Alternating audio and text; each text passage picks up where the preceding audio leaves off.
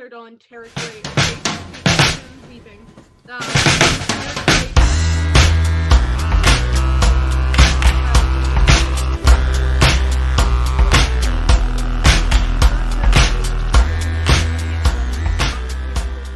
continue to steward this land and currently occupy this territory, as well as the historical territory of the Wendat and Adirondack people who no longer occupy and steward this land as a result of land loss due to the impacts of colonialism.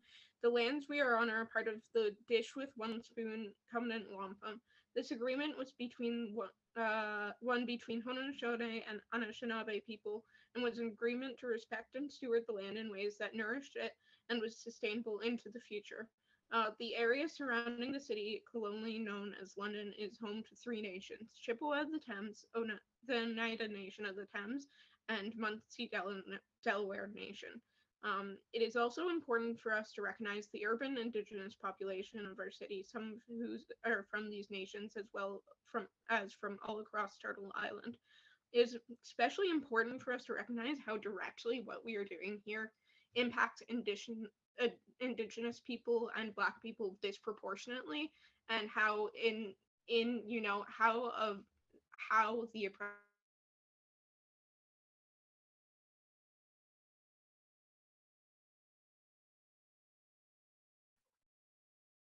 You've just cut out for a second, Jay. I think Jay's just having some approach. Sorry. Did I cut out? just for a second, just for the last bit. Okay. It's important for us to recognize that in the work we do, we must take an anti-colonial approach, and honor the traditions and the needs of the indigenous people of this land. Nearly 30% of houseless people in our local area are indigenous, and we have failed them greatly. And it is when we fight, when we say we are the 99%, we must not forget about the people who first stewarded this land, who are the most affected by the oppression that we are trying to fight. And we must listen to them, and we must honor them, and we must bring them to the forefront.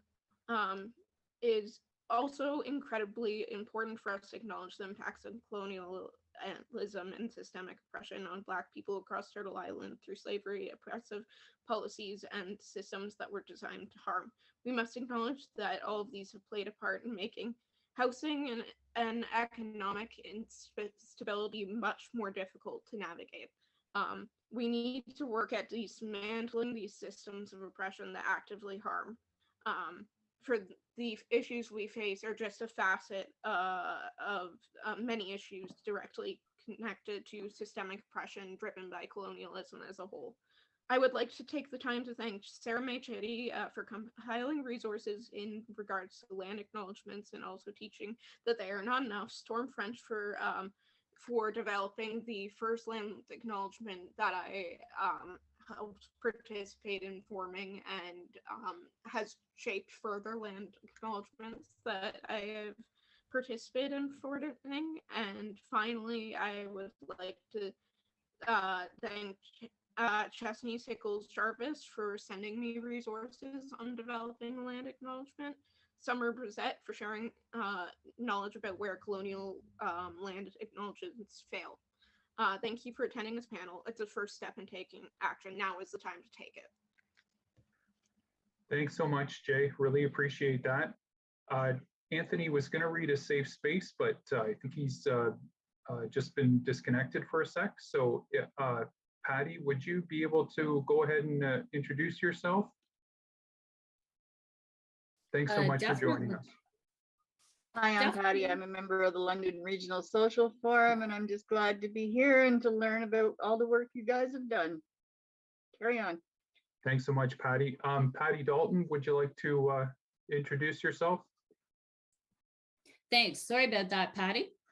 I was miscued because we have exactly the same name spelled exactly the same way. Thanks so much, Jeff, and hi everyone. I'm so happy to be here. Thanks to all of the organizers, to Jeff for his tireless work, and to Anthony for hosting this panel.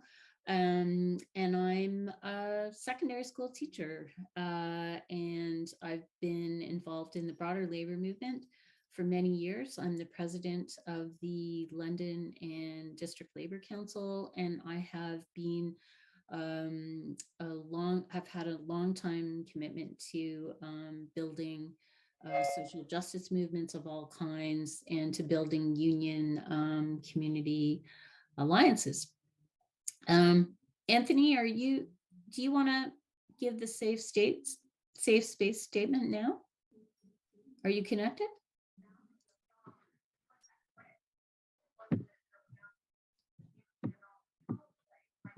Take yourself off mute, brother. There we go. Yep. Okay, something happened to my computer, so I suck and I don't have the safe space statement readily handy. What comes up on Google is just sort of an abbreviation of it. So You want to just let Patty continue and we'll just go on? yeah, that probably makes more sense. Okay, great. So when I began to prepare for my comments today, I quickly realized that I would not be able to cover as much as I would like to on the legacy of Occupy and its importance to the history of social movements and to labor movements, and my own experiences in 10 minutes. Having said that, I will do my best to capture what I think are key points and my insights and my perspectives as a labor leader. First, I want to address the historic context for the Occupy movement, which was part of a series of powerful movements, including in the previous year, the mass mobilization and occupation of the Capitol in Madison, Wisconsin, which I followed closely. And I was mindful of the activism of teachers and public sector workers in that struggle against an anti-democratic and anti-worker governor. And there were extraordinary forms of protest that were part of the Arab Spring in 2010 and 2011, including mass demonstrations in Tahrir Square, and in the formation of the Radical Indignados in Spain, and the years of protests and strikes in Greece, from which Syriza emerged and eventually took government. I am going to quote here from the Socialist Register 2013 about that historic context. These movements had much in common, not least of which was that their organizers saw themselves as being part of the same global upsurge. Placards in Madison paid homage to Tahrir Square, and the activists in Occupy Wall Street took inspiration from Madison. What stood out the most was that, for the first time since the 1980s, social movements put the question of capitalism back on the political agenda. And the Occupy movement introduced a new concept into the political lexicon with their chant, "We are the 99%. Their slogan captured the public imagination as no other has in recent years, with its indictment of the obscene inequality of wealth, income, and above all, power, separating the ruling classes from the mass of working people." And I thought that was a particularly good quote. Back to my comments, just one of the most amazing aspects of Occupy was that at its height, it manifested in over 200 cities globally, and it was a powerful force bringing to public consciousness the economic and social injustices sharpened by the global financial meltdown of 2008 and the subsequent actions of governments to use public funds to bail out so-called private debt produced by massive corruption. And then governments claimed that funding for public services had to undergo austerity measures. And so what are my recollections of what happened in London to bring it to more immediately to all of you in the grassroots? I recall a conversation, Anthony, that you and I had in which we noted the first meeting of Occupy in London, and that we weren't really anticipating that an encampment would be the result. Others will speak to their roles in building that, but I really want to hear those stories. my first personal experience of Occupy directly was an evening meeting in Victoria Park. I was, to say the least, astonished. There were about 100 people there. We stood in a large circle, and a couple people proceeded to facilitate with skill the meeting, explain what the Occupy movement was about, as well to really welcome everyone there and invite participation and input. And I was galvanized by that. It seemed to me that the encampment was organized relatively quickly. I remember sending out appeals to the Labor Council for food, other necessities, and supports, which included then CAW Local 27 providing a generator. A major piece in the labor movement in my mind was that then OFL President Sid Ryan very articulately and forcefully put out the message that the OFL and the labor movement supported Occupy, and that we should do our utmost at the grassroots level to support the movement. And what an amazing movement. I think back to the meetings, the gatherings, the strategies that were used for organizing, and this was across the world in an authentic, democratic, and equitable way. And as a teacher, I recognized then that there were some truly solid and inspiring skills being used, and the training and knowledge that went into that. I saw it in London, and I also saw it in Toronto. And for the only time that I've witnessed, not only did the OFL, I should say, the Ontario Federation of Labor's centerpiece political action document that year called Towards a Common Front have a main focus on the Occupy movement and the other historic global movements, but there was a stated commitment to founding the Ontario Common Front, the goals of which were connected with Occupy and broad issues of social, economic, labor, and political justice. Also, local Occupy activists, including from London, were invited to the OFL convention in November of that year. Buses were funded by the OFL, and Occupy activists were provided space there for organizing and meeting with one another from other cities. Occupy speakers also spoke at points on the OFL's march through the streets of Toronto, including key locations symbolic of financial sector power and corruption. It was an exuberant and inspiring time. Again, not possible to capture all of just my own experiences and thoughts in this presentation. Occupy demonstrated the radical and creative possibilities of literally living in public spaces and forming community and movement with other organizations, unions, activists, people from all walks of life, and signified the potential for massive change and the redressing of class inequalities of life, and signified the potential for massive change and the redressing of class inequalities of life, and signified the potential for massive change and the redressing of class progress. Looking back and considering the current situation and challenges, it was a brilliant, inspiring, and hopeful time.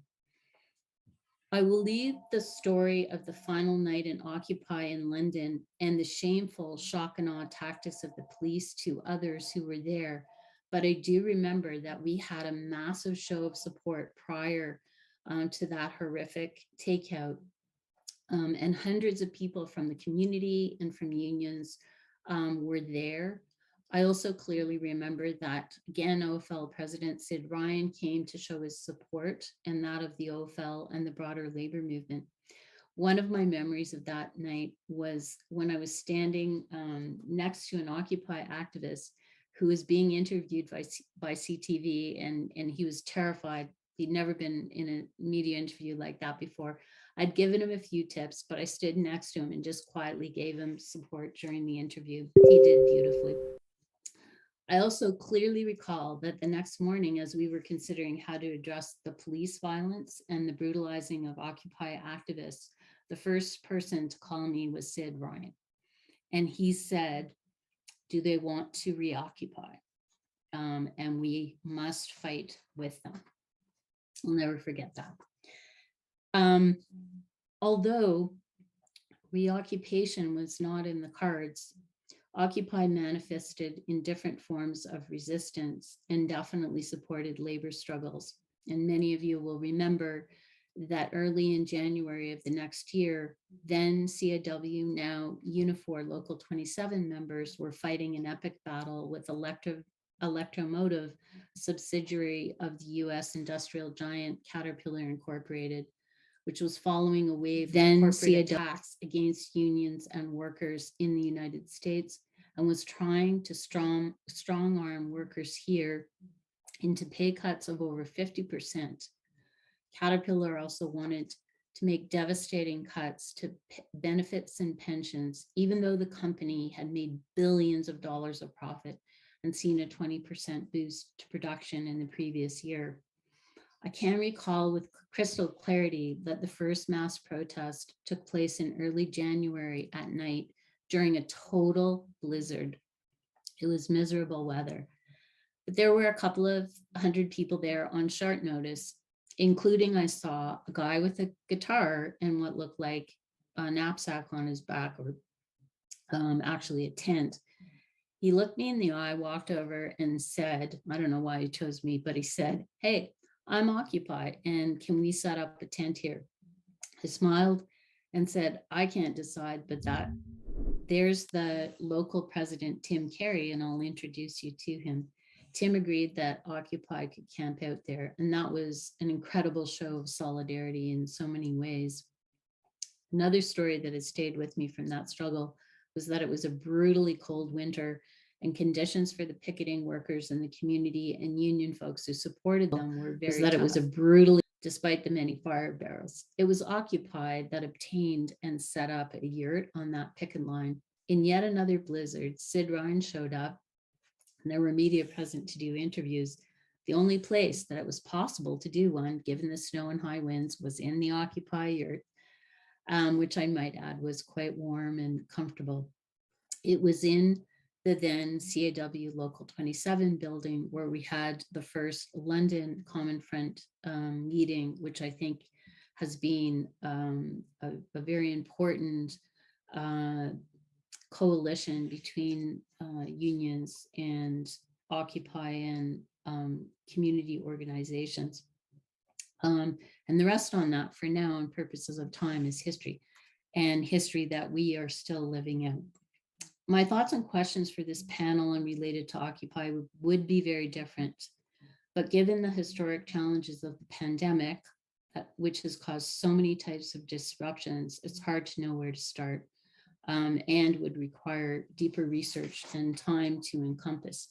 We, I think, have much ground to regain. For the labor movement, it has been a devastating era, as we have struggled to address health and safety issues that have literally meant the difference between life and death. We have struggled with the Ford government, specifically with a range of attacks on labor, including opposing the legislation that gives employers the right to override collective agreements with dire consequences. And I defer with great respect to Jeff Hanks and the considerable work of the Ontario Health Coalition and health unions regarding the fight for better health and safety and workplace rights for healthcare workers in the context of the abysmal failure of the Ford government to address the tragic deaths of over 4,000 residents in long-term care homes, their shameful treatment of healthcare workers, and their ideological imperative, despite the deaths, to move to push for for-profit long-term healthcare and underfund public healthcare. These are some of the massive challenges we're facing right now. And of course, workers and labor leaders have been under extreme and cumulative stresses, and that inevitably takes a toll. The work and energy to form and maintain strong unions, labor councils, and the capacity of labor to build with social movements, as we did with Occupy, is much harder right now. When workers are fighting for basic rights, are exhausted, must focus on and fight for health and safety in the workplace, there is little time for much else. And there's the matter of massive social and political changes globally, combined with the pandemic and that unique and daunting set of obstacles and major historic challenges, including the rise of authoritarianism and the far right globally, and attacks on democracy, as well as the persecution of left activists, and not just in, but certainly in authoritarian ruled countries. Could we have imagined the state of the world right now during the exciting and unprecedented era of Occupy and anti-capitalism in those days in 2011, although it was comparatively a brief moment in history? And to finish my talk, I think that I have many more questions than potential solutions and ways forward at this point. So just some questions to consider in the discussion. How can we combine efforts to address the disastrous consequences of the pandemic for all of us, but particularly the most vulnerable, who are worse off than ever? How can we anticipate and work towards the next historic moment for creative and mass mobilizations? That's on a hopeful note. How can we, in many senses, rebuild union community coalitions? How can we resume safe in-person events and organize and build activist capacity that has been diminished by the limits on our activist spaces and the ability to mobilize on the streets? How can we revitalize a specifically anti-capitalist movement? How can we fight the forces of the far right, including their pernicious online recruiting and spread of disinformation and hate? Comrades, in closing, I again say that the Occupy movement and its remarkable features makes me hopeful and remains with me, but I'm also aware of the just massive challenges that we are facing in this historic moment. And I will leave it there. Hopefully I didn't go too over time, Anthony. You didn't cut me off. Thanks so much, Patty. Really appreciate your analysis and sharing with everyone your experience. And thanks so much to Labor for supporting the Occupy movement. Eric, it's a pleasure to have you. Thanks so much. If you could introduce yourself. Oh, thanks for inviting me. I'm Eric Shepard. I'm a stand-up philosopher, I guess. Basically just a theory nerd with an interest in activism and philosophy. And my particular interest in philosophy is the use of psychedelic drugs as a vehicle for social and personal change, and social movements in general. And so Occupy was obviously a great influence in bringing that forward. I don't have any prepared remarks because I'm not a prepared remarks kind of a guy. So I'm just kind of gonna meander through my various thoughts about the Occupy movement, the experiences thereof, its origins, and its consequences. So the Occupy movement emerges out of an article in Adbusters suggesting that if we really want change, if we really want something to happen, we ought to occupy space. We ought to make ourselves obvious, make ourselves known, and occupy space, become a pain in the side of the folks that have all the stuff until our demands are met. So that, though, has its own antecedents. It comes out of this extreme inequality of both wealth and power that has been growing over the course of the last century, basically. Of course, the world has never really been an equal place. It's never really had a time when there's been true justice, when there's been real equality. But there was a movement towards equality throughout the beginnings and middle of the 20th century, when democracy and when social movements, basically socialist policies started to become the norm in the Western world, at the least. Things started to get better for the middle classes, for the lower classes. There was increased equality, and the rich were taxed appropriately to make it so that they can contribute to the general social good. But of course, this didn't last forever, because the people with all the money, with all the power, they have all of the levers of democracy. And so they have an undue influence on the flow of democratic decision making, both by influencing the electorate as well as having direct influence over the actual government and government representatives themselves. And as such, those taxation policies started to slide towards lower and lower taxes on corporations and on very large, very rich people. And thus, the consequence of those social programs that ensured equality, that encouraged equality through the middle of the 20th century just decayed. And unfortunately, in the neoliberal age from the 1970s onwards, it's turned into this financialization of everything. The financialization of government, of education, of healthcare, of everything, to the point where it's the bottom dollar that dictates policy, that dictates decision making, rather than what's actually right, what's actually good. So we see that in the example of healthcare, where rather than the health of the patient, the health of the general public, it's about how do you make the most amount of money. And oftentimes in that case, it's rather than preventative care, rather than preventing a pandemic from becoming a pandemic, it turns into a money-making operation to cure the pandemic, to cure these chronic conditions. And so you end up with policies shifted towards ill health rather than more health. And this is just one example. This is now applied to basically every aspect of government, every aspect of society. And this causes increased inequality to the extent where we now see not just the 1% owning the majority of everything, but rather the top 0.1%, and even tighter than that. We now have Rocket Boy set to become the world's first trillionaire, and that's not going to stop. He's going to continue to amass wealth, and that cadre of people who are of the extreme wealthy, they're going to continue to amass power to the point where we are entering a new era of feudalism. We thought we were gone with the age of kings and queens, but no, they've just now become capitalist kings and queens. And obviously that ain't right. And at the same time, the ecosphere is dying. We're facing the prospect of a world that is on its way towards an extinction level event. And I don't want to be one of those sky is falling kind of guys, but the sky is kind of falling. And it's this economic system, the profit motive, the economic logic that we have to thank for this. It would be just so easy to transition our behavior towards economic and ecological sustainability, but that's not what the rules of the game dictate. And so those rules are what do need to change. This is what has led to the Occupy movement by and large. This concentration of wealth, this financialization, this businessization, this new form of authoritarianism, that we're nominally still in a democracy, but it's actually an autocracy, but it's an autocracy of the wealthy. We have representative democracy. We have the choice to vote every 4 years. And I'm the guy that on election day, go walking around with this sign in downtown London.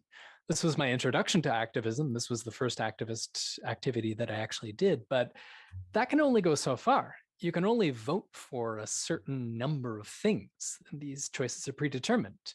The most far left option we have here in Canada is the NDP, and they're kind of sliding to the center. And in the United States, you got nothing. You got 2 right-wing parties and a bunch of fringe groups, and that's about it. So direct democracy, though, is what we saw during Occupy. That is that hand movement, the wiggling fingers. That is the consent of the people to make decisions. So Occupy represented a couple of different things. One being this backlash against this financialization of the neoliberal era, but it also represents a new form of democracy, a form of democracy that actually involves everyone, that actually encourages everyone to participate, participatory democracy. So as Patty said, we did have a number of meetings that were just spontaneously organized, that people just showed up to and facilitators showed up to. And we had a system in place that allowed us to be able to take the input of the general public to make decisions on a consent basis, not a majority rule basis, but on a consent basis, such that everyone can just kind of agree with what we're doing, unless we have the block, which hopefully we don't end up in that situation. So this is one of the good things about Occupy. As well, this mutual aid that we saw just spontaneously take place as well. There were people that wandered into the camp that were dispossessed, that were without a home, without food, without any sort of direction in life. And Occupy was there to provide aid. We were there to supply food, to supply shelter, to supply social supports. And that's something that's missing in a lot of how we organize our society. And it's those social supports that really do make the difference in people's lives. Men cannot live by bread alone, obviously. So it requires this community to really feel truly human. And that's what Occupy also represents. So these are the good things about Occupy. But it wasn't all good. It wasn't all happy-go-lucky, always good times. There was obviously conflict. There was interpersonal conflict that occurred because we're not used to democracy. We're not used to having this direct access to decision-making. And so there were often conflicts between people. There were conflicts between people and the movement at large. And so there was a constant need for a negotiation process. There was a need for folks to engage directly with one another and with the democratic process that we had established in order to establish this safe and consent-based form of interaction. The safe space statement that we have apparently no access to at the moment was meant in that regard to establish the safety and the level of trust necessary to engage in democracy. Again, something that we're not really used to in our general state of society. So the challenge in Occupy, though, is that since it was consent-based, since it was necessitating the general agreement of everyone, it was difficult to really ascertain where we were going, what we were actually standing for. Occupy involved a lot of anarchists and a lot of communists and a lot of folks that were kind of somewhere in between. And it's difficult sometimes to really formulate a plan forward when you've got people who favor a stateful society or a stateless society. And even further still, there were some folks that are libertarians. There's some folks that actually do buy into the capitalist thing, but do see some issues with the system itself. And other folks who are relatively moderate in their beliefs. I entered Occupy as kind of a liberal, kind of still believing in the democratic process as it exists, representative democracy, we can achieve change through reform, et cetera, but my mind was changed as a result of the Occupy movement in meeting all these folks that recognize the futility of that action and in its isolation at the very least. Of course, having that reform orientation does have its place, but radical action is, of course, necessary.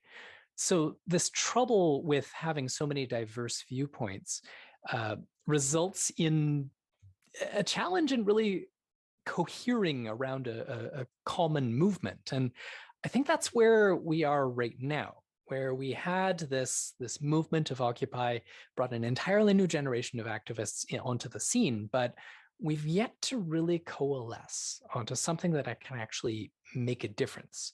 Because although we popularized the notion of the 1% and the 99%, we made it a household terminology.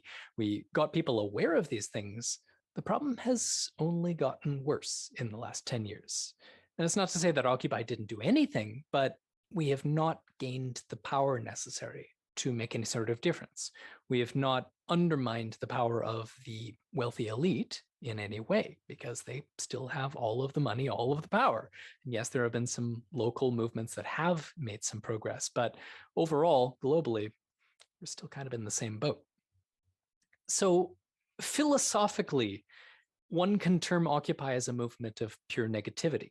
We're speaking against that which needs to be negated, the wealthy elite, the concentration of power, the concentration of wealth, but it lacks a positivity. It lacks a statement of where we are going specifically. And of course, it being a consent-based movement, it's difficult to have any specifics about that. But to have a path forward to a general path forward, that's where I see our need moving forward is, in order to reinvigorate this movement of the left, to move us towards actual substantive change in the world. So the dispersion, the the scattering of the left is what we need to really focus on, and try and draw some solidarity between us anarchists and us communists and us labor folks and et cetera, to really bring together a new unified left to combat the newly unified and increasingly radical right. So I've gone over my time. I'll relent, but thank you all very much for coming, and thank you very much for having me.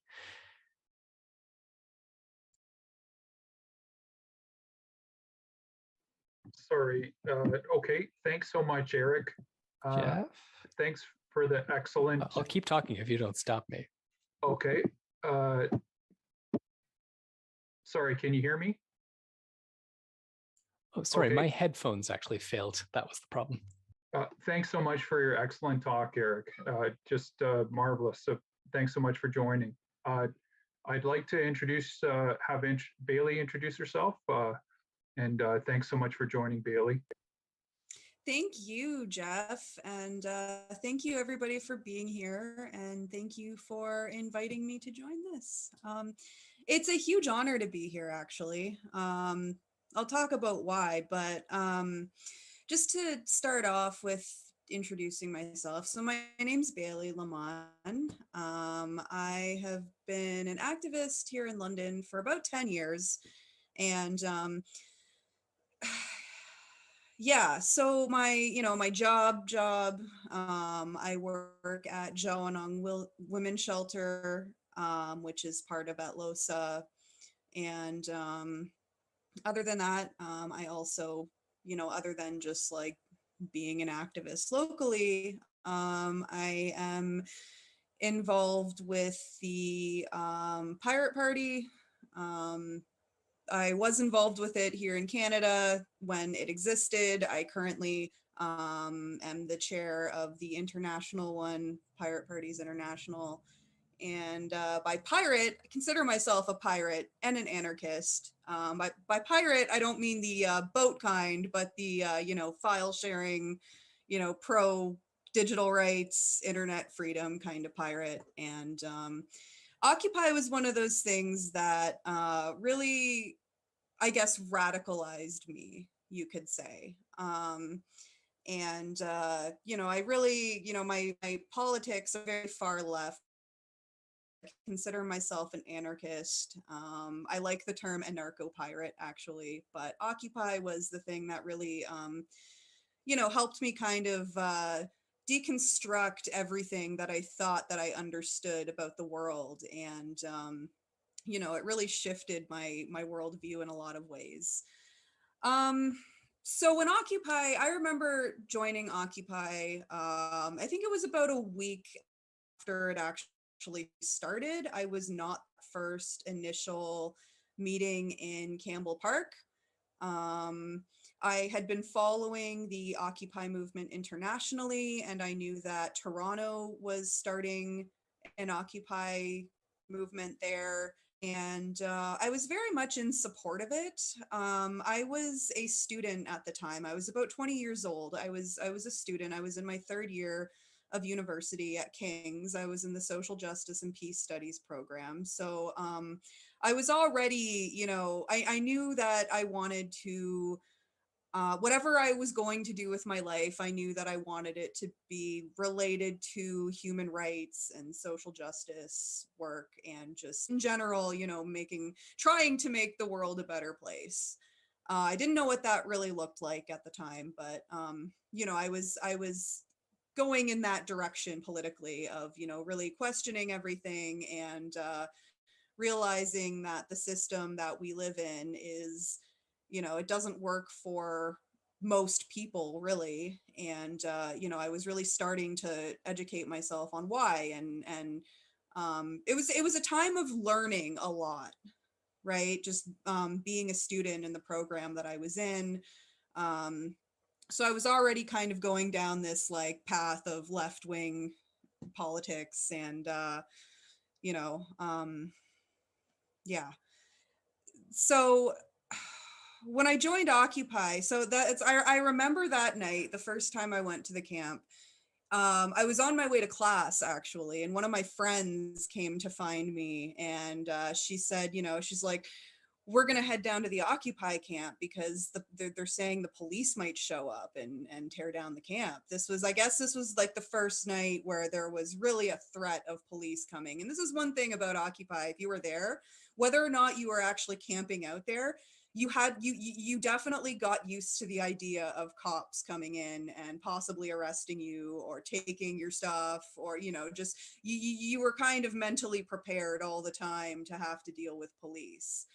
But that night, you know, my friend came to see me. She's like, we're going down to the camp. You should come with us. And I was, you know, I was about to head to class, but I made the decision to skip my class and go to the Occupy camp.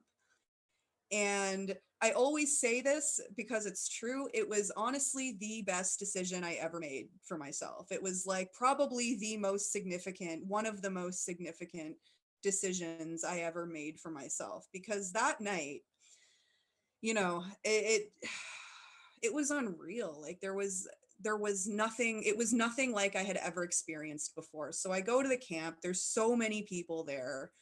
There's so many tents. There's a media tent. There's a food tent where people are cooking and serving food to everybody who wants some. There's, you know, there was a general assembly happening too. So everybody was standing around in a circle. We had like the hand signals going, and, you know, people were talking about how they were going to deal with this possible raid from the police. And I remember just like standing there and listening and just thinking, wow, like this is amazing. Like why didn't I join this sooner? Like why didn't I feel like I couldn't come down here and be part of this? And, you know, like obviously like a big part of that too is connecting with people who were involved in the camp at the time. So Anthony was one of the first people that I talked to actually. And you know, it just it was a really amazing experience that first night being there. And I remember going back the next day and the next day and the next day and the next day, and I went back every single day. And there was no other place I wanted to be. I felt like that was the place that I needed to be. And yeah, I became an active participant. I wasn't camping at the park because, you know, with school at the time, I was like, I had to, you know, I felt like I should stay close to campus. I should, you know, go home at night.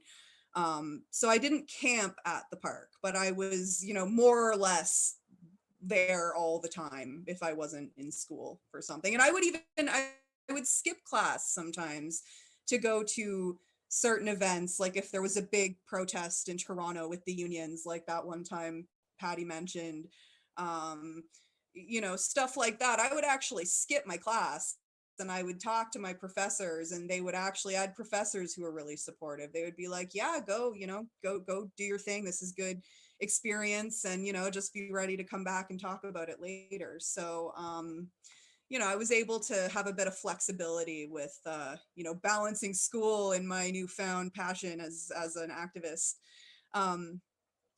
So the police never showed up that first night that I was there, which was a good thing, obviously. And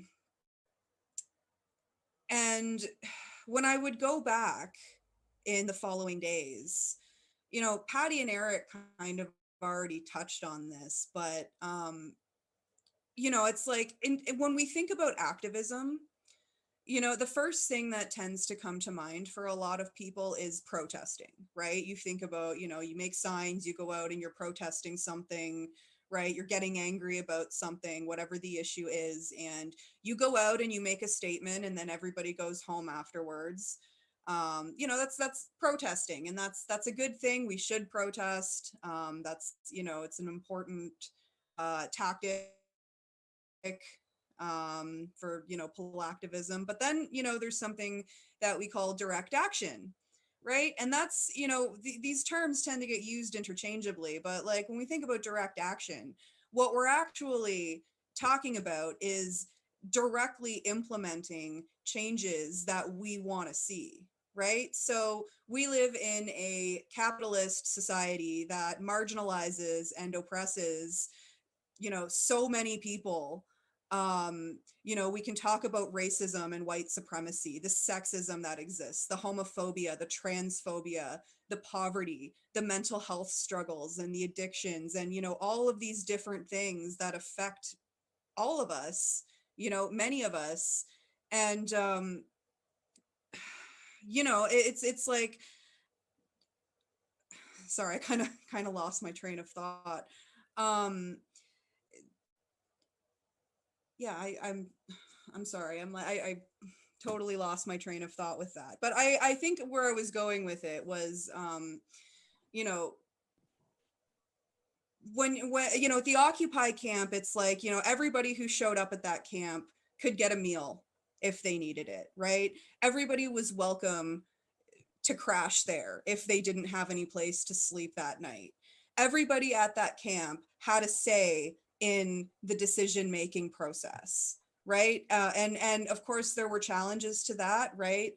With like, when you're making decisions as a community, when you're living as a community in, a shared space kind of situation, people have different opinions, people have different things that are bothering them, and it can be little things too. It's not just like the big issues, but it's like the little things also that can end up starting like a big argument, right? Or just like a major conflict in the movement. So the democracy part was definitely not as smooth as we wanted it to be all the time, but just the fact that it was there, just the fact that we had this community where everybody could have a voice and everybody could have their basic needs met, like wherever you come from, whatever your situation is, like you could show up to the Occupy camp and we would welcome you there, and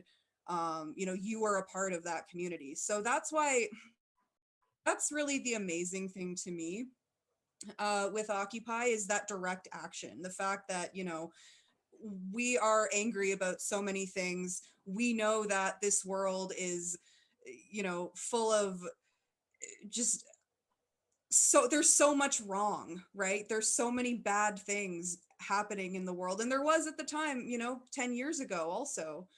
And but we could come together in the park and we could build our own community and show that we can do it better, or at least we can do it in a way that is more inclusive and more democratic. And somebody can't eat that day, somebody doesn't know where their next meal is coming from, well, we'll cook for them, like come to the park, come have a meal with us.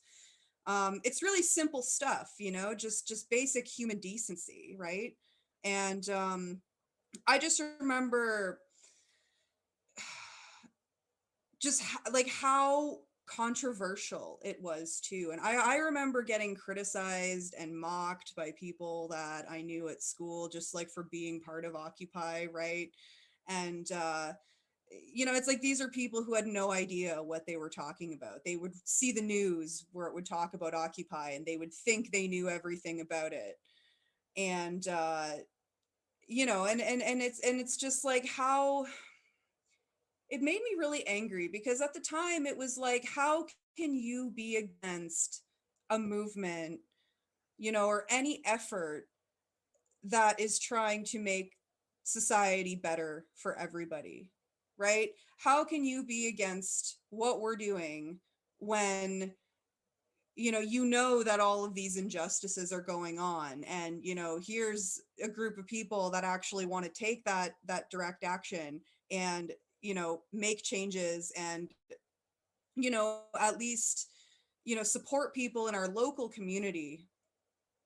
How can anybody be against that? That was my thing. But I think we all have experiences with people criticizing us or thinking that like what we were doing was silly, or that it didn't have much of an impact. But I always, whenever people say that, or when people say that Occupy didn't do anything, or that Occupy,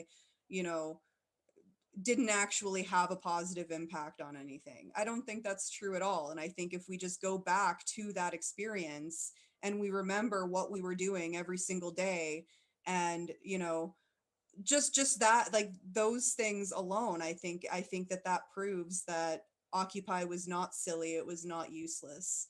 It had its challenges, it was not perfect. We did not necessarily have clear demands, right? We were not always clear on what we actually wanted to see or what we actually wanted to do. There was definitely some, you know, internal like disagreements and stuff, you know, different politics, right? Kind of like Eric said, like you had some people who were more on like the radical side of things, you know, anarchists, communists, whatever. And then you had people who were kind of more liberal, you know, not so radical. We had politicians showing up at the camp. I remember that was a big deal at the time, you know, a big discussion about, do we want to include politicians? You know, who do we not include, right? Who is actually working against us? You know, that was another big question. But, you know, if we look at what came after Occupy, I think that really goes to show just how much this movement really sparked, you know, how much this movement inspired people to stay involved. I mean, even after the camp went down, we were still meeting up like every day. We still had meetings of like various working groups and stuff, like like every day, you know. Yeah, I think it was pretty much every day. Whether, you know, whatever the working group was about, we would, you know, we ended up moving to the central library when it got too cold. But you know, it's like I remember, like, you know, maybe we didn't have a camp, but we were still a very strong movement. We were still a very, you know, a very active group of people, and we were still organizing, and we were still talking, and we were, you know, seeing each other all the time. And so, you know, the police and anybody supporting them thought that they could come in and they could like destroy our movement by, you know, taking our tents and telling us we can't stay in the park overnight. But, you know, they really, I think at that time, they really, you know, inspired us to keep going. And, you know, hey, we might not have this camp here, but we can still continue this movement, and we can still work together. We can still, you know, fulfill some of our goals. You know, and then, you know, Patty mentioned the Caterpillar lockout that happened. That was not long after the Occupy camp went down. We had the Quebec student movement. Can you guys still hear me okay? I think my webcam, I think I accidentally nudged it and then it like, okay. I one sec, sorry. I accidentally nudged my webcam and then all of Zoom kind of just froze for me. But I think I'm getting to the end of my time, so I'm gonna wrap it up here. But look at what happened after Occupy. So there was the Caterpillar lockout. There was the Montreal student movement, which for a lot of us around here, even though the student movement was not nearly as big or militant here as it was in Quebec, for example, it was still very inspiring to us. And, you know, we were very active in the solidarity demonstrations and stuff. And, you know, for a while, there were some efforts here to get a student movement going, inspired by the one in Quebec. And the, you know, just like the ongoing labor organizing in the city, which, you know, at this point, the labor movement and the Occupy movement, you know, was very, you know, we were very connected to each other. We're supporting each other. Idle No More came in 2013, but it was a lot of the same folks who were in the Occupy movement were also supportive of Idle No More. Lots of pipeline blockades over the years. I feel like Occupy was, in a lot of ways, maybe not the very beginning, but it was definitely a turning point for activists everywhere, because it brought so many of us together, you know, whether you're a worker or a student, or, you know, if you're a homeless individual, or like whatever your situation was, we came together and we built a community. For a while, you know, that community was actually living together in a shared space. But at the end of the day, it inspired all of us to, you know, get active in our communities and, you know, to really be more aware of what was happening in our communities and in the world. And I feel like that energy is still there. And, you know, even after, even 10 years later, after everything else that has happened, whatever might have happened between people, you know, whatever, you know, anything that could have caused like rifts or anything in the community, um I feel like, I feel like that energy and that passion from Occupy is still there somewhere, and I feel like we can bring that back if we want to. um yeah, I'm pretty sure I've gone over my time. Thank you all for listening. And I hope that we can, I hope that we can like bring this, you know, maybe not Occupy specifically, you know, maybe in a different form, maybe whatever, but like, let's, you know, let's get organized, because the far right is getting organized, and it's scary stuff, and we really need to resist that. And yeah, I could go on and on. Thank Thanks you, so much, everybody. Bailey. Awesome. Thanks so much. Uh, Steve Darcy, do you want to go introduce yourself? Sure. Thanks, Jeff. So I'm glad that, you know, I'm I guess fourth in line or whatever, because so many great points have already been made, and it kind of relieves me of feeling that I'm leaving tons of things out, because so many important points have been made. It's really helpful to me, and I really appreciate everyone's contributions. I guess I want to focus on just a few points that are focused really on the future in a way, not just looking back, but thinking about things that we can take from the experience, and some of the things that maybe we learned in the process of the movement in London.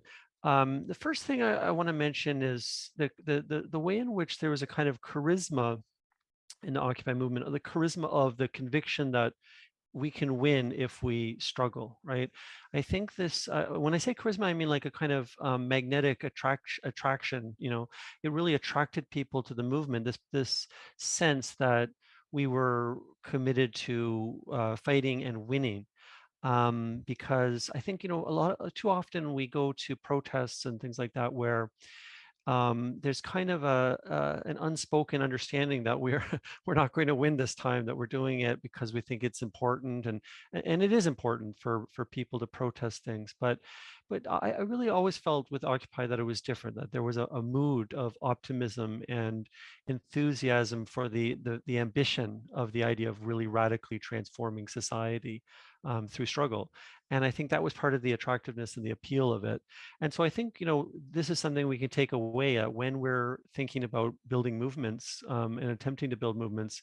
We can try to embody that ambition, that spirit of confidence that we can transform society. And I think hopefully that will recreate some of that appeal and that drawing power that Occupy always embodied. A second thing that I want to emphasize is the kind of expansive and inclusive quality of Occupy. As we all recall, one of the big sort of slogans of Occupy was "We are the 99%," and you know, I never took that as an actual, like some sort of actual statistical number in that sense. But it's more of a statement that this is a very expansive, inclusive struggle, that everyone should feel that they're part of this, this sort of this movement, that they can identify with it. And it's not what, again, sometimes people's experience when they encounter a social movement, it can seem like it's an exclusive club, and all the people involved already know each other, and they all kind of think alike, maybe they even dress alike or whatever. And Occupy was never like that. I always had a kind of extreme sense of openness, and anyone could just wander in and start participating in the discussions and feel that was not treated as strange or out of place. And I think, like, once again, that's atypical. You know, a lot of the time, people feel like they have to wait a really long time and before they're sort of accepted and treated as welcome to participate fully. And I mean, hopefully now we're not trying to do any of these things, but I think sometimes these habits of unintentionally acting like our social movements and our struggles are like kind of clubs or something like that, can be a trap that we fall into. So I think remembering that spirit of openness and that sense of expansiveness, that everyone was welcome to come to speak, to bring up things they wanted to bring up, is something that I think also it was a kind of embodied a sort of open door policy, in a sense that people were always invited to come in, to join, to participate, and or at least that was, I think, the spirit and the intention. So I think, again, this is something we can think about when we're thinking about how to build movements, to think of it, we're fighting to win and we're fighting to be as inclusive and expansive as we can be, not as narrow and clubbish. So that's the second point I want, I personally want to kind of take away from the the movement and go forward. The third thing that I wanted to bring up is, I think, quite an important point to me, which is that when there's a real social movement with a lot of vitality and dynamism like Occupy, it can be a real transformative experience for people. And I think Bailey touched on that in particular, and some of the other points that came up earlier, that people can feel really transformed by their participation in the social movement. And I think, I think most of us who were engaging with the movement welcome that opportunity to learn new things, to be challenged, sorts of different ways. And I think, that something that goes with the willingness to be transformed by a social movement is equally important, which is optimism that other people can be transformed by participating in a struggle and a social movement. Because, a lot of the people who came into Occupy came in with whatever kinds of baggage they had, politically, ideologically, psychologically. And I think, they Occupy gave all of us, I think, kind of an opportunity to grow and to be challenged, to be transformed. And I think a lot of us, or all of us, in our own ways, sort of were transformed by that experience. And so I think, once again, I think this contrasts with some of the bad habits we can develop in social struggles, where we might think, this person has some ideas that we think are sort of like backward or confused or whatever. Or conversely, we might think about ourselves that we've got it all figured out or whatever. These kinds of bad habits. Whereas what the experience of Occupy, I think, showed in practice is that when there's a dynamic social movement that's a mass movement and people are fighting to win, and people are working alongside just all kinds of different people that they may not have been working with before or whatever. It's a transformative experience. People grow, they become alert and sensitive to things that they were ignoring maybe for years. They maybe learn about some things that they were ignoring or not thinking about or not serious about, and they needed to get more serious about, or whatever. So I think, we have to be it's something we can take away, this optimism that if people join a struggle, they can be transformed, their politics can develop, and that applies to ourselves and others. And seeing ourselves and each other as dynamic, changing people who learn, and seeing a social movement as a learning process, I think is really valuable for cultivating that sense of optimism, right? That we don't, we don't necessarily have to expect that people already see a bunch of things. Like, people might come into a movement with a kind of naive optimism about the police, for example. But through struggle, they'll start to see, well, the police aren't really these sort of fair-minded. Of course, a lot of people already know that about the police. I don't want to talk as if everyone starts with that set of assumptions, but some people do, and they have to learn through struggle, and so on. Anyway, you get the idea. But I do think when you're optimistic that people can transform, and when you're willing to transform yourself through struggle, it can make us more open to other people in a way that I think is part and parcel of building a mass movement, and Occupy, I think, lived up to that to a significant extent. And the fourth point I wanted to make is about something that came up in some of the other comments earlier, is this importance of the way Occupy built democracy into its forms of struggle. And I think this is also something that we can really take away and make use of and build on in the future. And so again, I think there's a lot of ways in which we don't live up to that sometimes, right? Today, where we find ourselves organizing in ways that aren't very democratic, that where a few people, sometimes it's like an NGO or whatever, but it doesn't have to be an NGO. It could be any type of organization where there's really not a lot of discussion and a few people are making all the decisions. And I think that's, obviously that's a very common problem.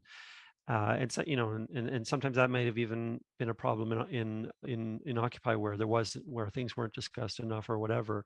But I think, again, the spirit of Occupy and much of the practice of Occupy was very much based on this idea that we're not only struggling for democracy, we're struggling with democracy. We're using democracy as a way of transforming ourselves into political strategists, and where everyone is thinking about these questions of how can we win, what do we have to do, what's working and what's not working.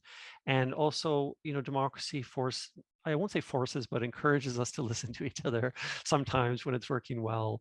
And as a few people pointed out, and all of us can remember, Occupy didn't always, the democratic aspect wasn't always terribly functional, but sometimes it was. And I think, I in many ways, the spirit of Occupy is as important as the actual details of what happened from day to day, although I don't want to say those things aren't important, but that was 10 years ago, and we want to all move forward and struggle and win things in the future.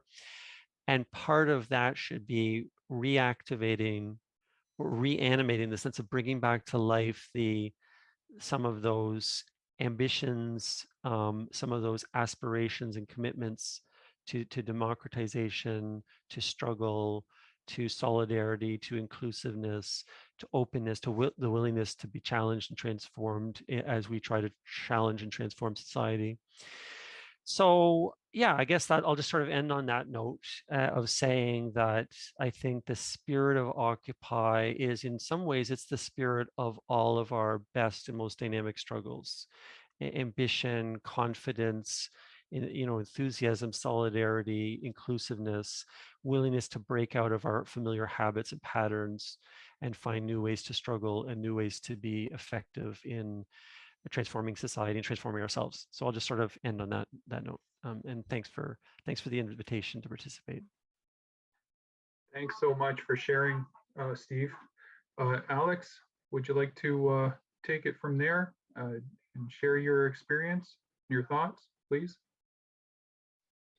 Hi, everybody. Thank you to everyone who so eloquently spoke before me. This is not easy to do, especially on the fly as you're going and trying to organize your thoughts and sharing things with everybody. My experience of Occupy, I'm going to do it as a bit of a bio background. So I've been a lifelong activist. I grew up part of my life in a commune with activist parents. So I was out and doing protests and everything else from about the age of 13 onwards. I've been pretty involved in anti-war, poverty efforts, homelessness, addiction, et cetera, women's rights. And my partner also was very, very much a political baby grown up. And so he and I had shared all sorts of our own ideas and built on them with each other. We actually had just built a company based on a lot of egalitarian principles. In fact, that was our byline, an egalitarian company. And when the Arab Spring started, I remember him being super excited. Oh, look at this, what's going on. The world's opening up in different ways. And then the Indignados happened, and then Wisconsin happened. He's like, look, it's coming here. He was super excited. And I thought to myself, I actually said it to him. I said, nah, baby, it's not coming here. Everybody here is too complacent. It's never coming here. And as many of the people here will remember, my partner died that year in May. And I was struggling, trying to find my footing, and Occupy broke out. I was in Guelph at the time. Occupy Guelph broke out, and I was sitting there in Guelph, and I was thinking to myself, it's not going to happen in Lamedon. Nothing ever happens in Lamedon. But it did. And so after a week or so in Occupy Guelph, I packed up and I came home. And the first thing I did, tired and a bit of road wear, okay, immediately, the first thing I did was have a bath. The second thing I did was showed up at the camp and met people and took part in that. And I remember some really brilliant things happening. I want to say I was very busy with the camp, and I loved the people there and the sense of home that happened, the sense of community, and just that communal living, which was super familiar to me. I watched amazing things like happen, that people who had struggled with addiction walked into camp, plunked themselves down among us, and stopped using. I watched people who had only known their own struggles and hardship bring it into the camp and share their piece of the world and their piece of understanding. And we all connected and made space for everybody. And a lot of my role in Occupy was a bit of den mother. I did a lot of smoothing of the waters when there were the conflicts that other people talked about, and a lot of running between people and helping issues be heard and understood, and working together in those ways. And I too remember going out to Caterpillar and the change in weather, because we were in t-shirts the week before. And I was putting in about 16-hour days at that point, running liaison between the unions and the camps. And it was really challenging, interesting, and deep and rewarding work to offer and contribute that part of my skill set to the group. I loved Occupy. I thought it was brilliant. I was really proud to be part of it. I was proud to be working side by side with the people I was working beside. And I gotta say, realizing the panel I'm on here and who I'm with, I'm thinking to myself, wow, I got some real heavy hitters I'm in among here. People I really respect, and I do really respect, and I've kept them in my life, and I'm proud to have them there. And as I said, I've got a long activist past, and I've been privileged in my life to be raised among people who are concerned about the world and do make an effort all my life. So I'm really privileged that way. There were things that other people have touched on that I want to touch on from my perspective, are not having a specific goal or manifesto. I always thought that this was Occupy's strength, that if we, as a group, that we're striving for democracy for everybody, not just for the people at the camps, but for everybody, if we had a manifesto, it completely would change our mission from creating a space where direct democracy could happen to being a space that has to coerce our ideas of what that should look like. So I felt that that was important. It was also, the powers that be have long experience with various forms of activism. They know what's coming, find the leader, undermine the leader, undermine this, undermine that. So again, by having this headless hydra with scattered and as chaotic as it looked, it was actually a huge strength. And I maintain to this day that Occupy was the catch basket, the opening shots. It was to start the conversation, and that when the tents came down, it didn't end. Even when many of us had moved on to other things, it never ended. The dialogue never changed. To this day, publicly, there are parts of the dialogue that never change. Eating the rich is a phrase on people's mouths who never would have even expected to think about it. People are engaged in ways they've never been historically. And, up until Occupy, the gathering of wealth was something that people admired. look at all this, and now it's a, hey, you're greedy and horrible, and there are people starving, this isn't okay. And so I think that overall it's had a strong effect as a foundation for real change. I maintain then, and I still maintain, it takes years and years and years to build a movement that makes change. For change to happen, you need critical mass, and for critical mass to happen, we have to have that move between being uncomfortable, so you don't have a lot of thinking and emotional room to act, and too comfortable to want to move into even more discomfort. And basically, the things that are happening outside of our control, the climbing wealth inequality, the cost of living, the stagnated wages, the growing homelessness, climate change, the whole work. I mean, it's going to do the job. People are going to get uncomfortable. And I have seen that most of the people who were involved in Occupy have gone on to do other things that are still adjacent to what we were doing. And this is a wonderful thing, and it's a strong thing. And I myself, I'm in school right now. I'm working on learning so I can teach my heritage language, being Scottish Gaelic. And adjacent to that, there's this incredible dialogue going on in the underbelly, especially in North America. There's an entire work towards decolonization, because the Scottish Gaels have a unique position in the world of having both been colonized people, and the effects of that still ongoing in the homeland, and moving into North America and becoming colonizers. And there's a huge movement among people grappling with these two truths, because in support of a heavily politically battered language. And one only needs to go on the comments on any Scottish newspaper article on the language to see that it's not that different than the Indigenous struggle here with language and cultural survival. And so that's been interesting work, and that's what I've been predominantly busy with. But I'm also peripherally involved in all of the many other things that I've been involved with before, during, and after Occupy. And I see the people who were involved also in those corridors and doing that work. And burnout's real. People get tired, they sit back, they start focusing on their lives for a while, and sometimes they're just occasionally posting and sharing information. And I think that's okay, because it's still part of the process. It's still keeping the connection. Let someone else carry the banner for a while.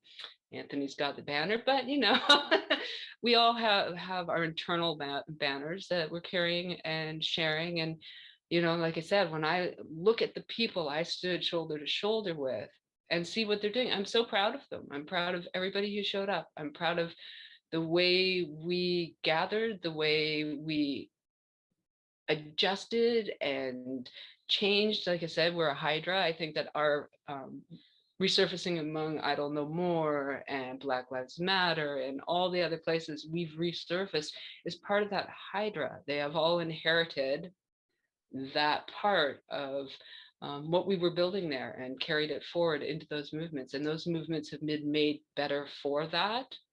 And here we are 10 years later, a decade of relationships that started right there. Like I said, people I absolutely adore and I'm proud to know. And I want to thank everybody.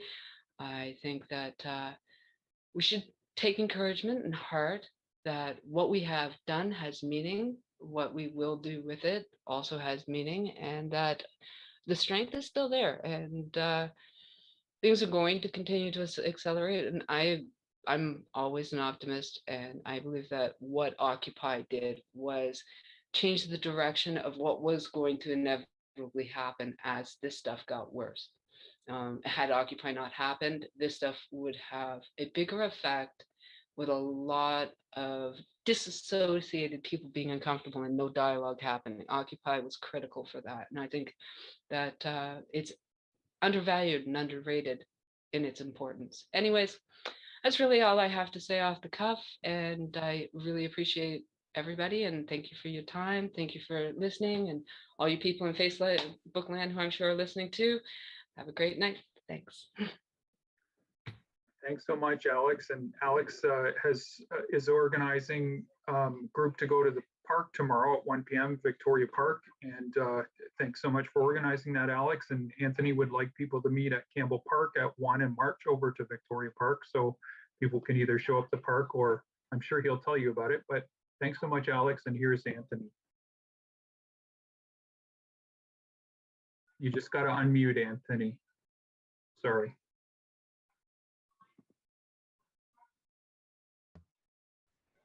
Okay, can you hear me now? Okay. So I just realized I haven't been camping in 10 years. It just occurred to me, and I miss it. Yeah, all I was doing as far as tomorrow is proposing that some of us might want to meet at Campbell Park like we did 10 years ago and march over to Victoria Park and meet whoever's already there. That's all. No counter there. It's whichever people want to do, and we'll end up over there by 1, I guess, either way, or thereabouts roughly is what we're trying to do. So no problem there. Yeah, this is great seeing everybody and hearing everybody talk about this, and it kind of blew what I was thinking about talking about right out of the water. And I thought I would just sort of touch on some of the things that were already brought up, especially since I'm back in cleanup here, eh? I like other people thought Occupy was an amazing experience, kind of a high watermark as far as activism in the time I've been watching it in London. The relationship of Occupy and labor locally and provincially, I thought bringing it together was really something. I mean, we knew Patty, some of us already.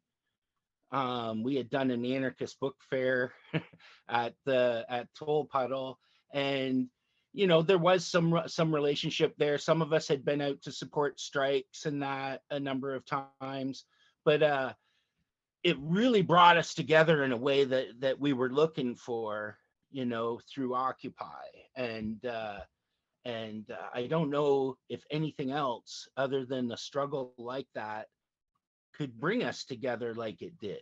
It's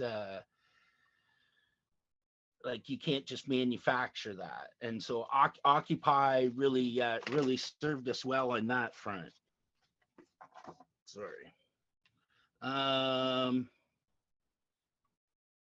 There was talk about, maybe worded differently, about sort of going off a cliff and a helplessness people seem to have right now, or a disorientation around things. And I thought Occupy sort of presented, the idea that sure, there's these people driving us off a cliff, and we should grab the wheel. It's not an act of nature. It's people who have control, and that our efforts are to sort of bring that back democratically to have control over and maybe not drive off the cliff. And transforming people. Again, I guess watching activism for a while and some of the efforts to change things socially in the different ways it gets manifested. I haven't really seen anything really change people in the sort of way I'd be hoping for, like Occupy did. And I thought, Bailey and Eric are two great examples of people who, were probably utterly transformed by the experience, and really felt the impact of it. And, you can't just manufacture that. It's hard to just convince somebody on the level of, going through the struggle together, especially sort of the way we did, you know. It was something which touches on the next one, winning. You know, like some of us were organizing such small routine events that the wave of Occupy coming along, you know, and just changing everything, at least for this certain time, was really something to see. The winning, like the confidence it gave us that we could just pull off events, that we could defy authority, that we could basically do almost anything we decided.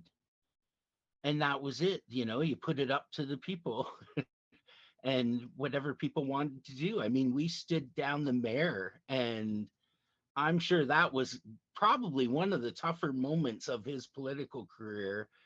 You know, it wasn't really the chamber or anybody official. It was like a mob come up and just put the fear in him. And I love that. The civil disobedience aspect of Occupy, you know, was really something, and it got some results. So winning, I thought, you know, when you got numbers on your side, you know, it's really something. And if you keep it in the sort of model Occupy had, where it's sort of a democratic model, then I mean, that's sort of the direction I'd like to see things go. And the spirit of Occupy, that sort of ties into it too. The winning aspect and the feeling that you were really taking part of in something, and you know, it brought out that comradeship because we went through these things together, especially the people who came out of the park and kept at it. You know, it really gave us a sense of, you know, we can get through this. I remember the first time we walked right through the police, and it was almost out of body. Like the police put up a line and we're marching towards it, and I can't even remember who was to my side, and we had a crowd and they're just, and I just go, just act like they're not even there. And we just did. We just went through them. And that's the first time I ever saw that, anything around here. And, you know, Occupy just brought that to the table, you know? So that was something too, the spirit and the inclusiveness of it, the fact that we did sort of accept everybody. So it did give it this feeling that it was people from all over the place. Which was an issue to deal with. And I think Occupy really grappled with that, how to deal with people, you know, and maybe had some successes. And really, that was one of our weaker spots, probably. And I don't know, like, if we're looking for lessons moving forward, that's probably one of the spots that would have to be looked at. You know, we did pretty good under the circumstances, but I sort of see it like the last point about years to build. Like, you know, if you look at it like the 60s or something, you know, you're talking this long effort that, you know, mutates and becomes, you know, something more after time.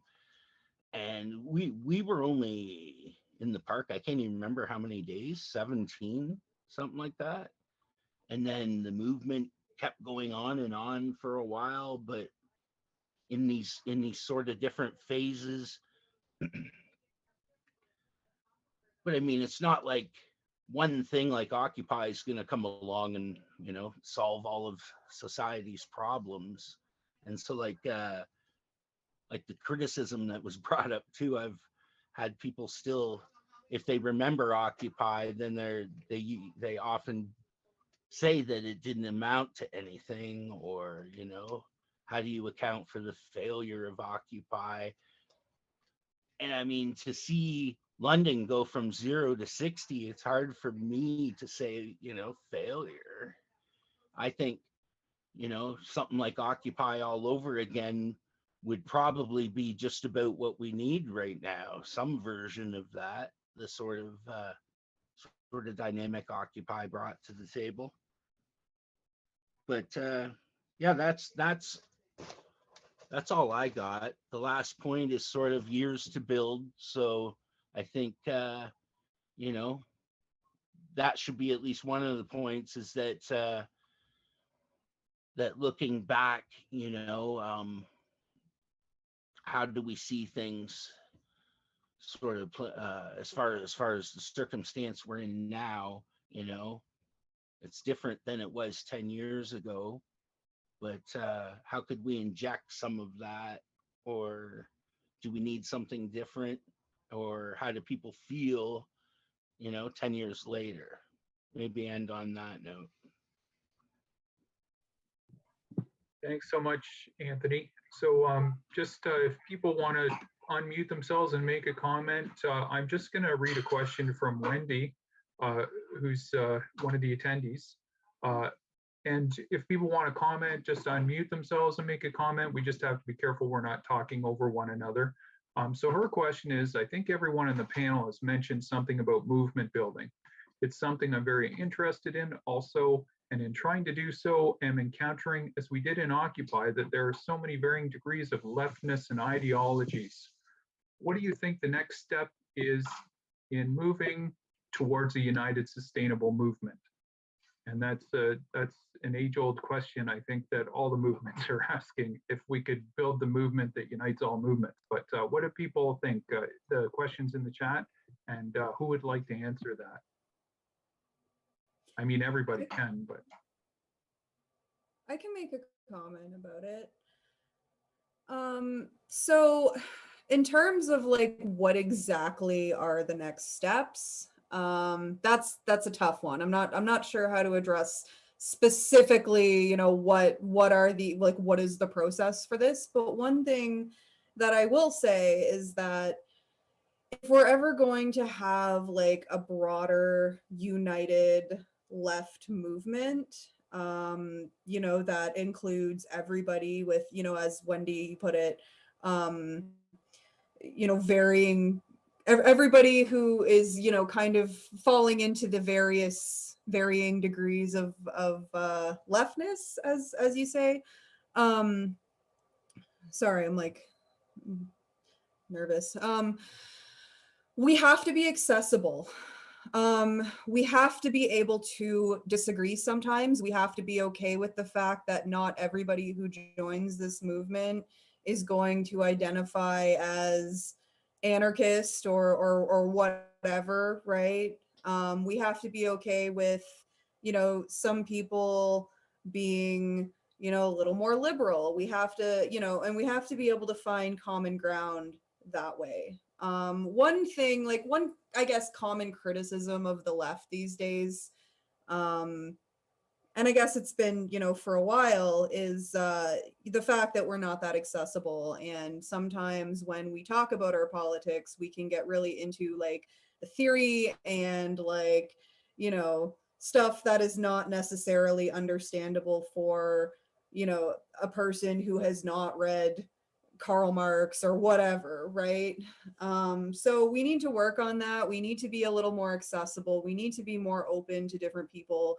We need to be okay with agreeing to disagree on certain issues, and you know, not demanding that everybody share our exact worldview, right? I think that, you know, if everybody can at least agree that the world is in a very bad place right now and that we are against all forms of oppression, you know, I think that, you know, if we can find those common values that we do agree on, if we can find that common ground, then we can build a really strong movement with lots of different people, different political beliefs.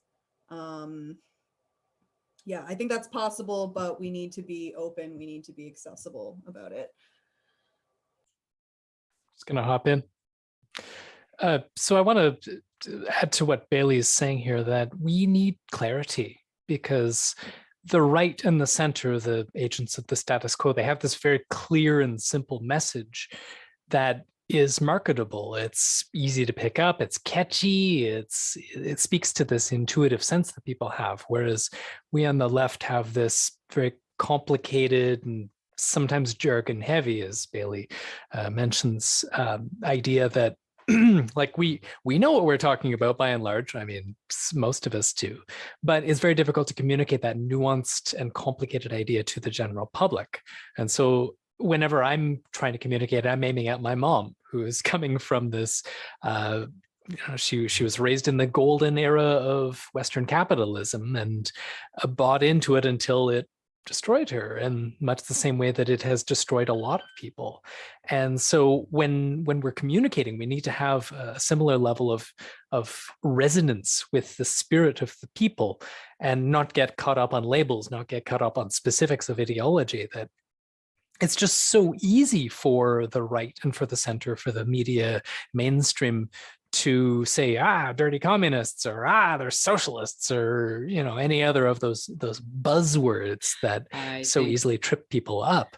That even if they know nothing about what a communist is, they're suddenly associating like mask mandates or any of those other things with like, they're communists. It's like, no, it's nothing to do with communism. This is something else entirely.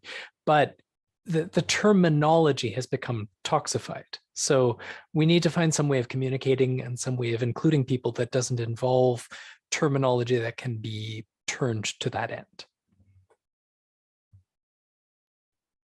Thanks so much, Eric. Did anybody else want to weigh in on movement building and what we have to do, how we can come together and build a stronger movement?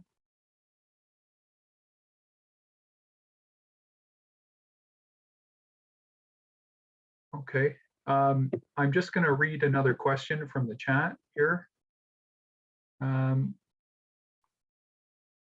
Okay, so Dirk was just suggesting that, sorry, she agrees with Anthony that some version of Occupy is needed right now.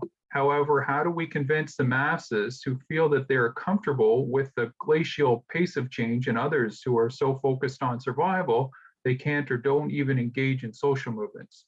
So how do we do outreach that gets people involved and passionate and moves the needle? How do we make that big tent?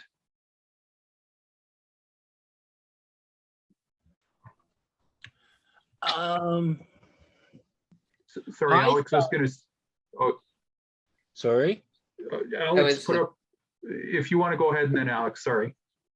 Yeah, I would suggest that I think the really important thing is you're building movements, recognize the limitations of the people you're trying to reach for and address those needs where you can. Like, for instance, because Occupy was providing a safe place to be and food, people who were disadvantaged in those ways, it removed that pressure that kept them from being active. It gave them a place to be. If you're busy struggling, trying to figure out how to put food in your mouth for a day, you just don't have time to show up. So when you're dealing with issues of homelessness and starting right within, and in London, we actually have some really good movements towards providing for the needs of the homeless here. I think Pursuit 519 or 519 Pursuit. We've got London Cares with a lot of groups there. There's a couple other ones whose names don't come to mind. Reaching out to them and saying, we are hoping to address some of these things. So we would like to join up with you and see, where on the ground we can help out so people have the freedom and have a voice. Of course, the first thing whenever there's a group of people discussing something is, are there people who have lived experience in this group who are talking? If not, worry about your group. They're representing from a very different position. My roommate is actually still involved with McGill University because they had a whole panel that they were working with that started working with actual people who are living in experiencing homelessness. And he's still involved with that group and writing a zine for it. And that was a really good example of creating an engagement. I believe that there is a similar thing starting up at Western, although again, name doesn't come to mind. But for every group, first of all, making a space for somebody and possibly making a space for people whose voices may not match your ideas. Because sometimes when we think we have it right, we don't. I've been, when it comes to, for instance, racism, I have recently come up with, and self-quoting, the statement that white people, against all reason, logic, history, or experiences, somehow consider themselves uniquely qualified to address inequality, which is patently ridiculous. Because if we were, it would already have been done. We've been in control, we've had the power. And a lot of the times we think it's a matter of making a seat at our table. And in fact, our table is set up with our manners, our rules, our customs. And when we do this, we're expecting them to come to with our food and our, things that are catered for us. We need to pull our table out of the way and make a space for other people to pick it up and make their own table. And I mean, you'll see that being talked about in various moments about, prioritizing certain voices, and that it's necessary to prioritize those voices and addressing that in ourselves, for going, hey, am I trying to create a seat at my table, or am I recognizing that my table is inherently unfair? But when it comes to making those outreaches, definitely making space and dropping our own ideas, like actually putting our ideas in our back pocket and let somebody else bring the ideas out. And I think that's something that in activism we sometimes fail to do. And it's why our movements don't tend to grow beyond those limits. And yeah, speaking to people in the voices that they experience. Anyways, Anthony, up to you now.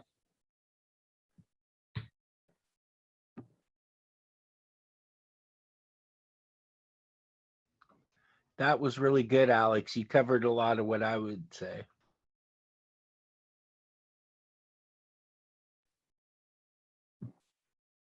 Did anybody have any questions themselves for other people on the panel? Sorry, I had one thought, but it just escaped me. Sorry, I'm drawing a blank. Did anybody else have any questions or concerns they wanted to raise, or revelations about Occupy that they haven't shared yet? I know we all have things that we kind of think of, and then it just it disappears.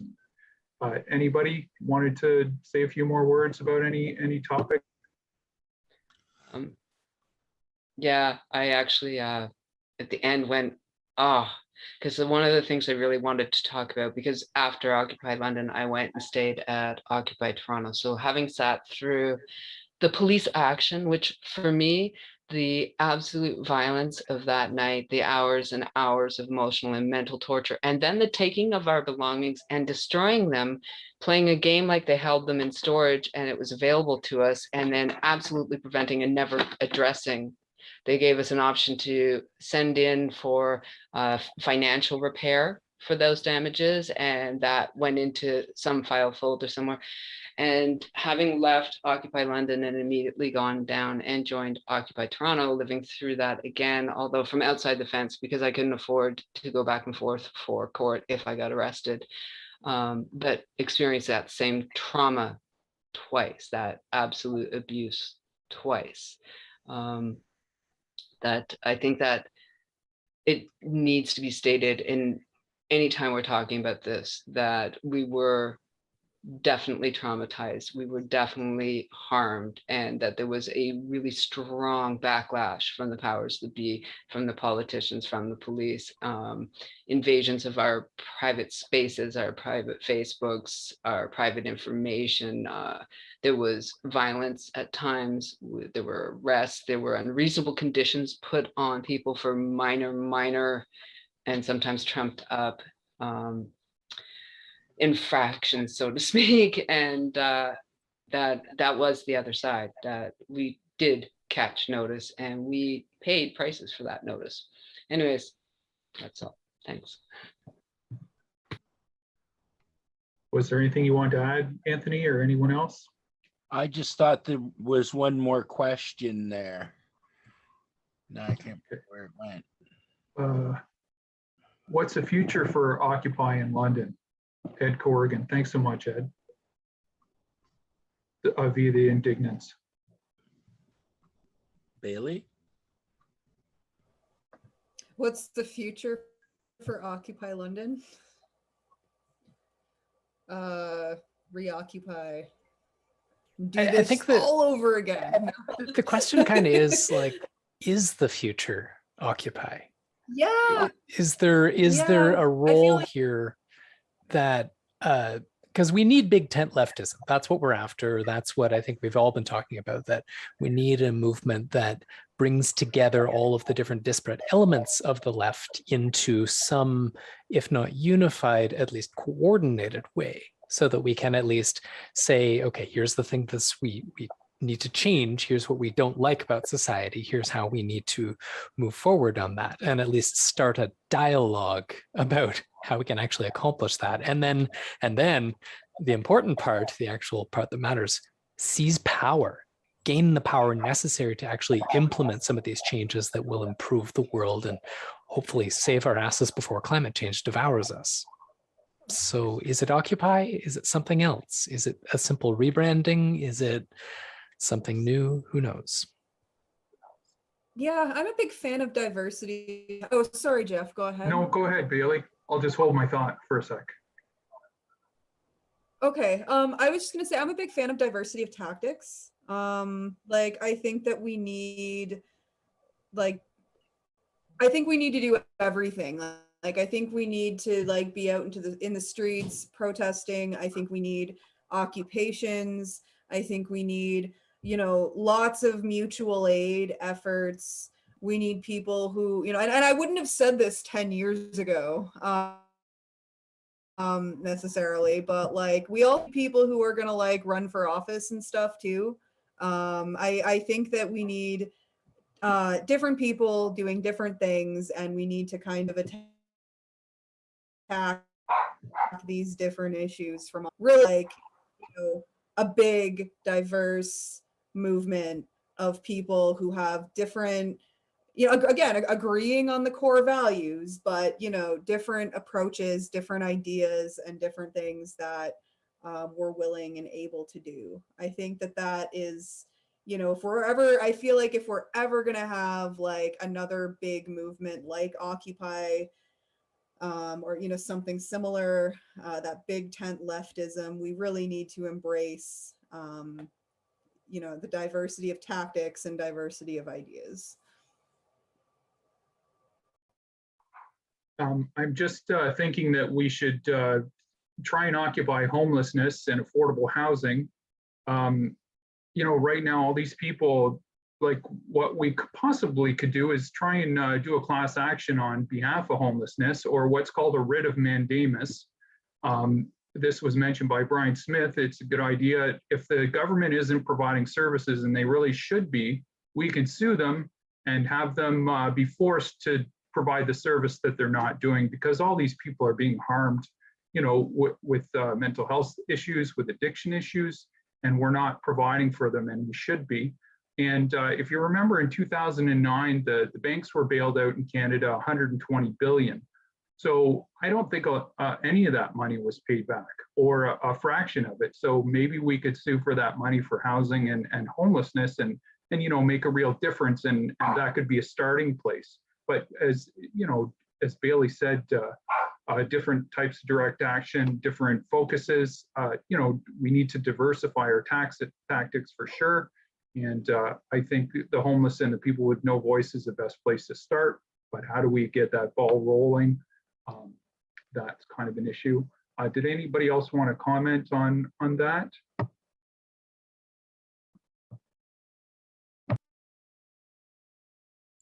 Yeah, I guess I'll just comment on that. That I think that you're really hitting the nail on the head there, where it is those who are most impacted that need to be drawn in, that need to be the ones who are driving this next thing. Because we all ended up at Occupy because we have been in some way victimized by the system, whether it be that our professions don't exist anymore, or that we're simply held in a marginalized position that we don't deserve to be in, or whether we're of a marginalized group of one sort or another. And so there are a great deal of people that not only are they disenfranchised from the democratic process as it exists, but also they're disenfranchised from simply having decision-making power over their own lives. And those are the folks that we need to have at the table, who need to be the drivers of the next movement, whatever that may be. It is indeed the people who are deprived of housing, the people who are deprived of a say in their own lives, the people who are deprived of control over their own minds and their own destinies. So that direct action thing, that piece where we can empower people through the power of direct action, through mutual aid, that's, I think, how we can access this, where we can provide direct support, as we did during Occupy, to folks who are marginalized, and empower us to help each other and ourselves as a way of eliciting a new social movement and political awareness that way. Thanks, Eric. Just while we're on the topic, Wendy was just saying, what do people think of the idea of a pan-Canadian summit at the left to incubate ideas and meet each other? I think traditionally that's been like a Canadian Social Forum or something along those lines, but maybe she means something different. What do people think? Anthony? I don't know about Pan Canada, but I'd like to see that locally, like start getting people together and start hashing out some of these ideas. I mean, that was part of what we did in Occupy, and I think that was a pretty fruitful effort. So I'd like to see some version of that, an open sort of forum, and see what it can achieve.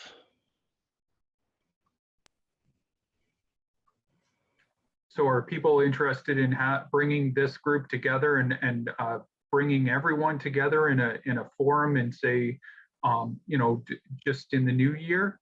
Like, I think one of the huge problems with Occupy was that we occupied in October just before winter.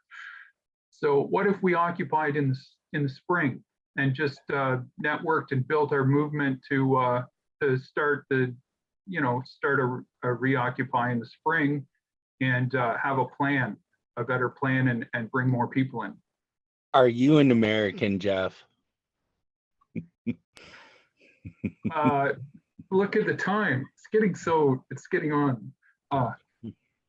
So any other comments on anything? I know, Patty, you've been listening for a while, and Steve, did you want to offer any insights on what we're talking?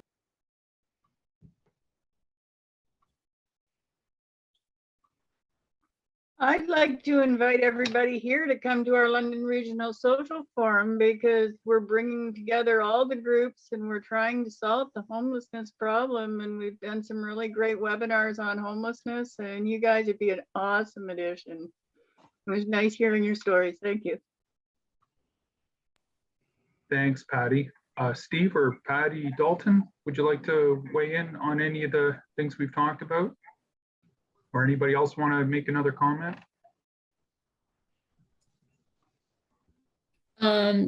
Jeff, just on the idea of like a broader coalition meeting, I really like the idea of bringing together like a Southwest regional meeting, which we've had as an idea previously too.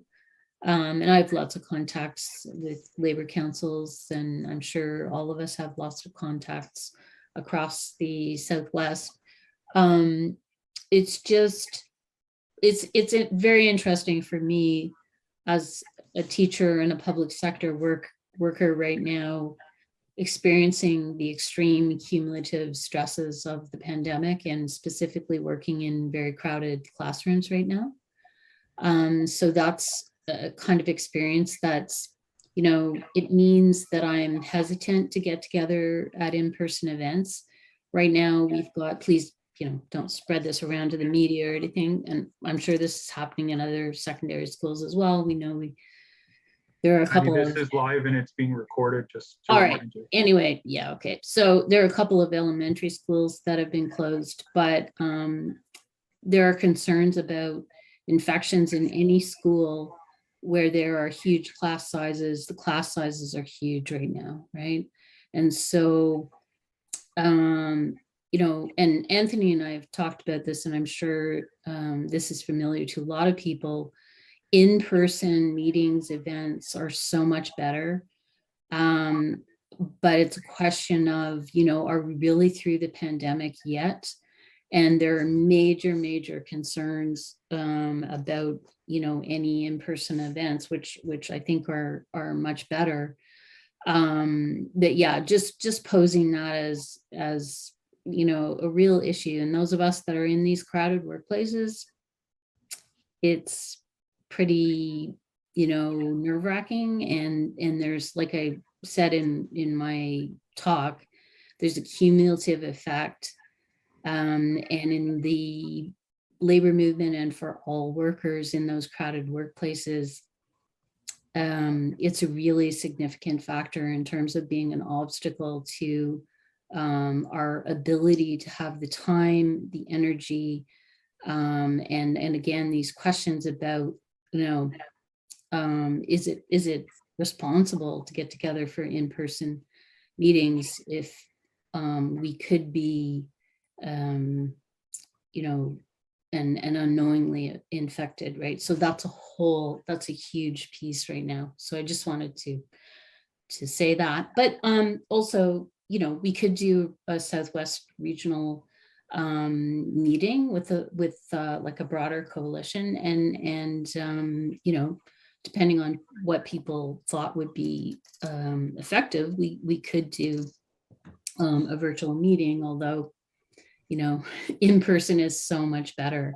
And I think that's been part of the issue too for all of our goals and building movement, is how do we do that with the exigencies and the barriers, and there are multiple, right? Because we're still in recovery. We're a long way from where we were 10 years ago, right? When I look back, even at, you know, with the massive inequalities then and so on, the whole sense of space and the fact that we could assume that we were all going to be safe if we were together in spaces. We can't assume that right now. So we're in a really different era, and we're nowhere yet really near full recovery and the ability to get together in physical spaces. So yeah, I'll leave my comments there. Steve, was there anything you wanted to say? And then Alex, and in closing, people want to share their thoughts, because we've been going for a couple hours and probably we should wind down soon, but I definitely hope that the group works together to organize future events to discuss things. So go ahead, Steve, if you want to.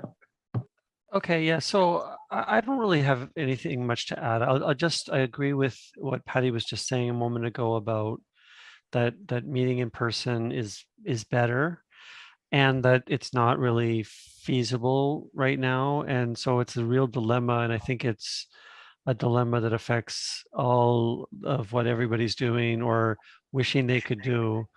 So I do think online things like the online social forums and things like that are important as a way of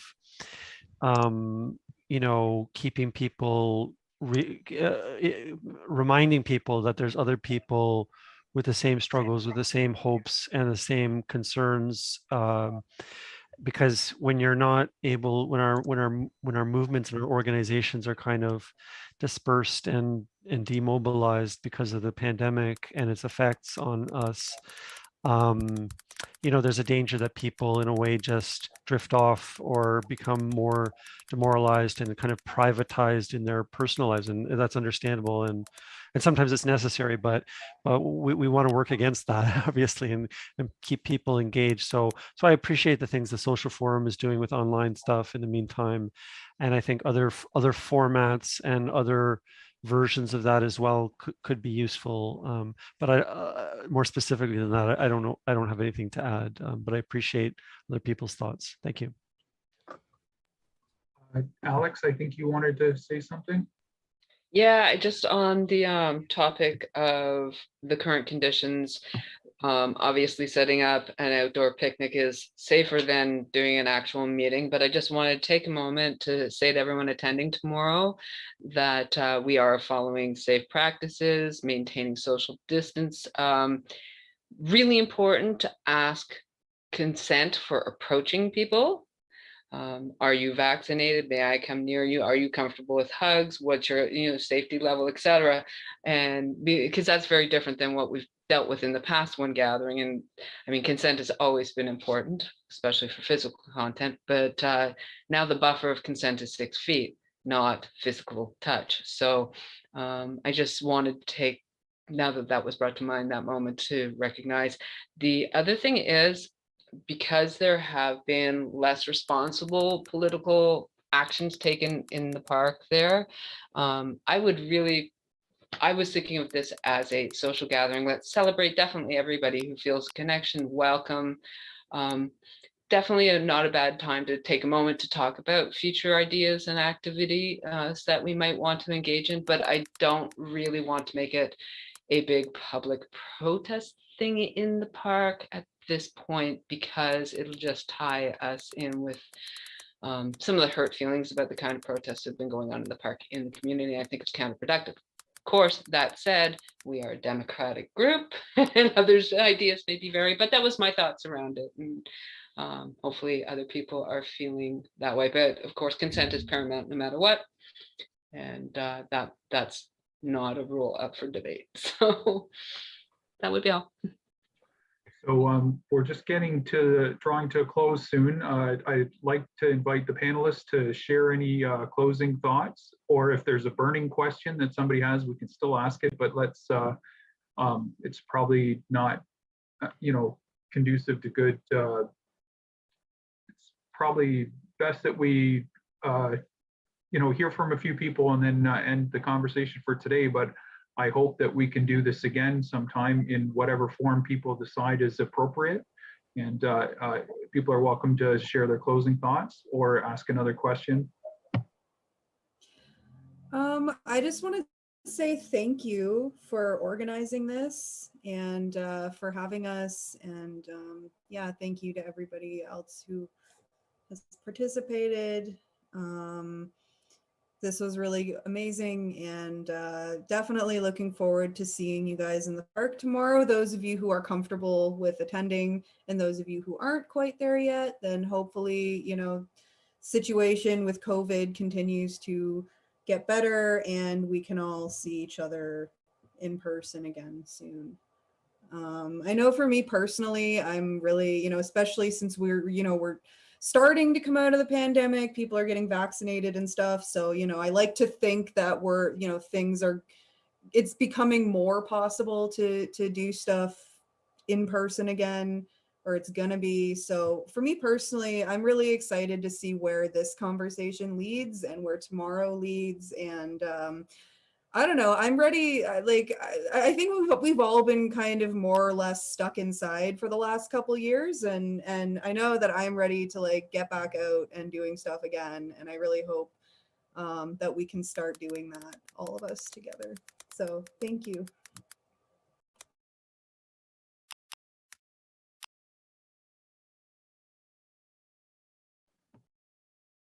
Sorry, did anybody else? Go ahead, Eric. I guess I'll just say it has been a delight to see all of you. We've all gotten about 10 years older since the last time we've all been together in the same place. So unfortunately, I can't attend tomorrow, but I am hoping that we will be able to have an event sometime, whether it be in person or not in person, social or political or anything else like that, because I consider all of you part of my family, because we had some really interesting times, some very formative times in Victoria Park and beyond. And so this has really been, I think, for a lot of us, a life-altering experience being part of Occupy. And that is the case for quite a number of people across the world. A number of people owe their lives to Occupy. So I'm very thankful for all of you and everyone who was involved, for the movement itself, and just for the very fact that we still have hope in this world, that there are still people that care.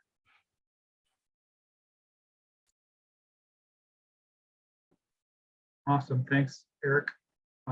Anybody else want to say a few words before we close up? Yeah, I'd like to take a moment to acknowledge that we have lost people. That maybe give a moment of silence. Some of our members got lost in addiction or despair and illness, and we have all collectively lost people. And there are going to be faces not present, not because they didn't know and not because they didn't want to, but because they are no longer with us. And I'd like to take a second for all of us to acknowledge our people who we've lost. I'm not going to name them individually. I'll miss somebody. We all know various people. So if we can just take a heart moment for them.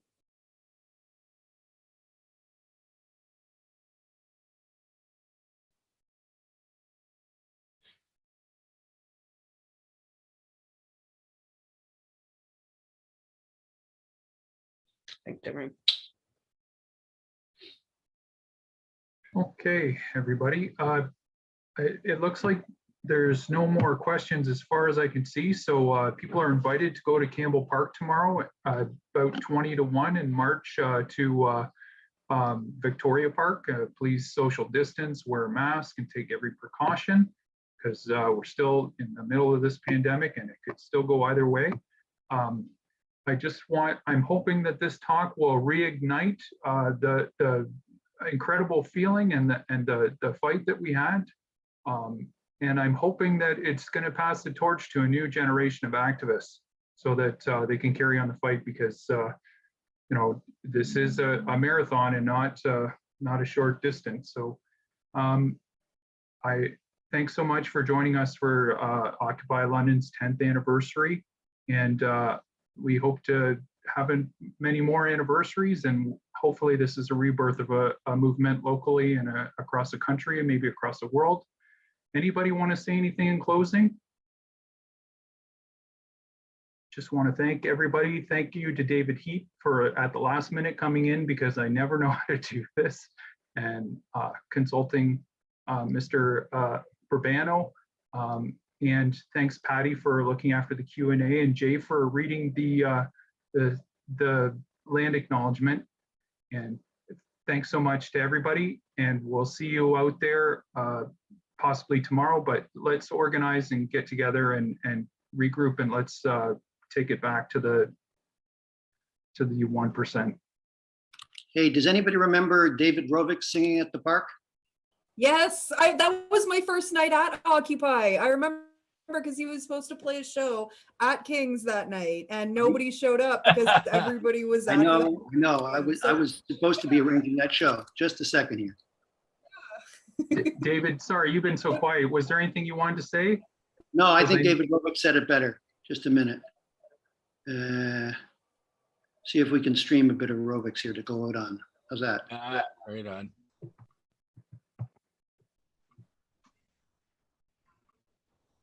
Or we might just get the spinning ball of my slow internet.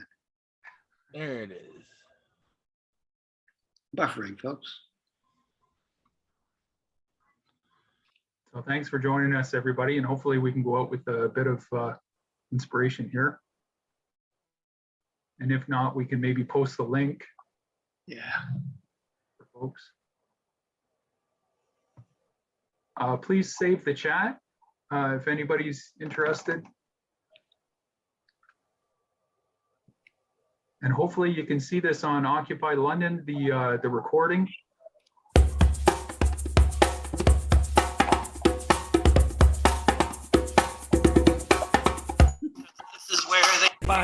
to eat.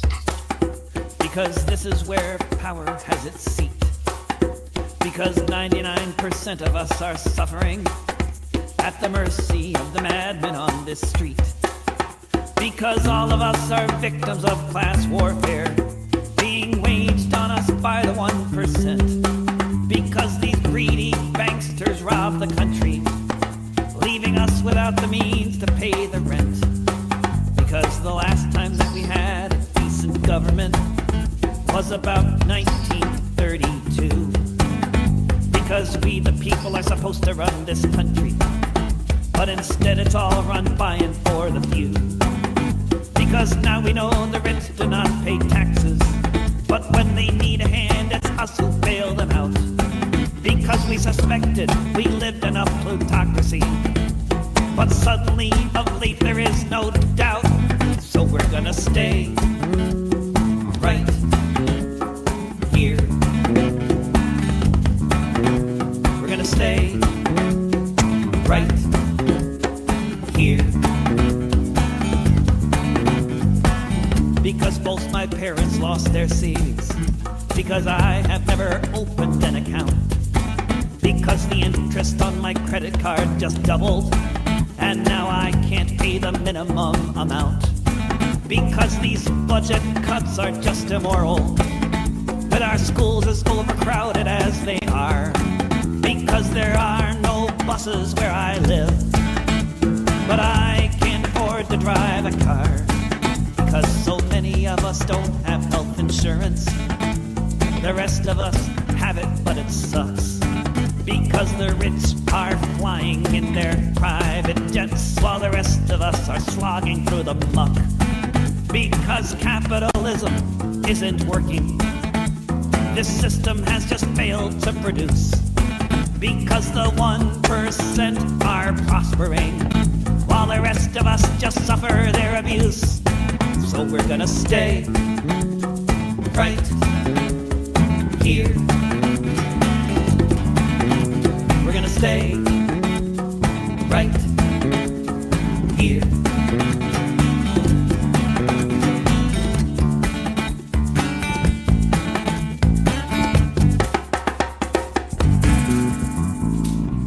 Because it has been demonstrated amply that the winners are the ones who stick around.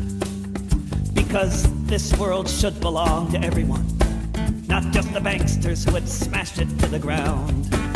Because we've noticed voting doesn't change things when the politicians are mostly millionaires. Because we're learning how to stand up like Tunisians, like they did in Tahrir Square. Where a young man named Mohammed Bouazizi struck a match that lit up all the earth. And all around the world the spell was broken, and a movement for the future was in birth. Because there's only so much the rich can feed us before we figure out which side we're on. Because we've learned if we want our liberation, it will only come if we stay here till the rising of the dawn. So we're gonna stay right here. We're gonna stay right here.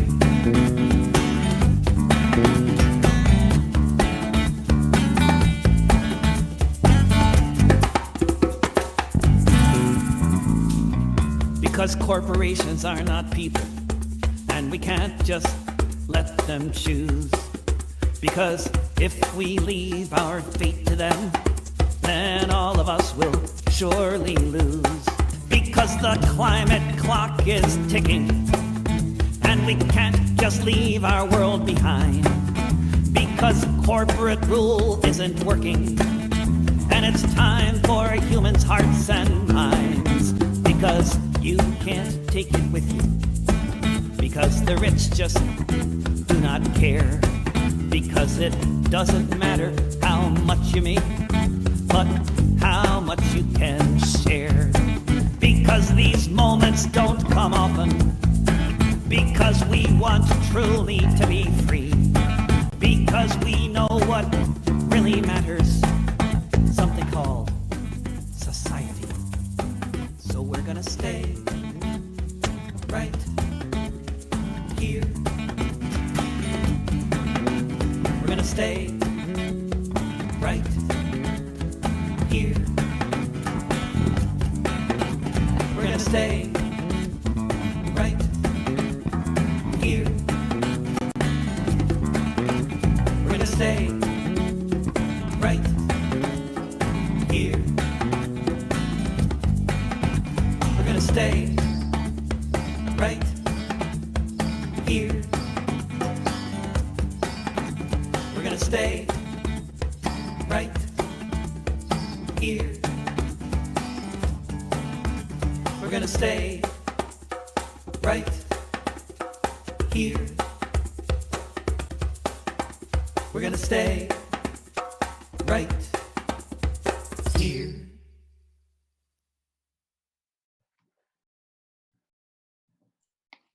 Great way to go out. Bye, everybody. I'll grab the right one from London and put it on the share it.